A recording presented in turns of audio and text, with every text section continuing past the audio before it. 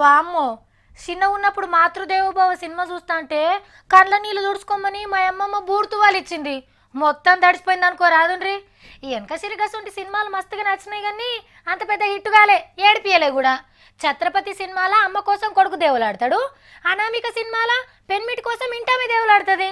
Array మొన్న వచ్చిన బజరంగి భాయిజాన్ సినిమాల పిల్ల అమ్మా నాయనల కోసం హీరో ఏకంగా దేశమే దాటిపోతాడు. సినిమాలో చూస్తుంటేనే అబ్బబ్బబ్బా ఏం కష్టాలు ఏం బాధలు అనుకుంటాం. అసొంటిది నిజ జీవితంలో ఇంతకు మించి జరిగితే ఎట్లుంటది? పేగుబంధం అంటే ఇది 30 ఏండ్ల దుఃఖం, అమ్మ ప్రేమకు దూరమైన వలపోత, బిడ్డలను సాధలేదనే బాధ. 2 బిడ్డలు నడిమిట్ల తల్లి, వీళ్ళను ఓదార్సుడు ఎవ్వల్తరమైతుంది?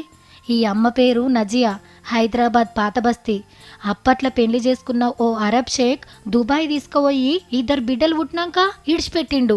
నా పిల్లల్ని నేనే సాదుకుంటా అని అన్నయ్యలేదట పెనిమిటి. మళ్ళా పాతబస్తీకి వచ్చి కొన్నేండ్లకు ఇంకొకరిని పెళ్లి చేసుకుంది.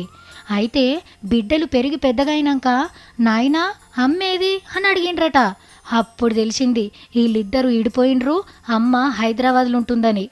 6 నెలల కిందట హైదరాబాద్కి వచ్చి పోలీసు వాళ్ళని కలిసిండ్రు అమ్మ కోసం దేవులాడుకుంటా.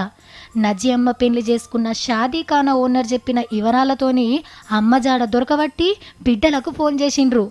ఎమ్మటి దేశంగాని దేశం నుంచి ఉరుకొచ్చి గుండెలకు గట్టిగా హత్తుకొని ఏడ్చిండ్రు.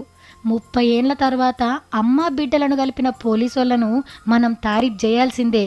చిన్న చిన్న గొడవలతోని ఇడుపు కాగితాలు తీసుకునేటోళ్ళు ఒక్కపారి గీళ్ళను చూస్తే తెలుస్తుంది ప్రేమలు పేగుబంధం అంటే ఏంటిదో.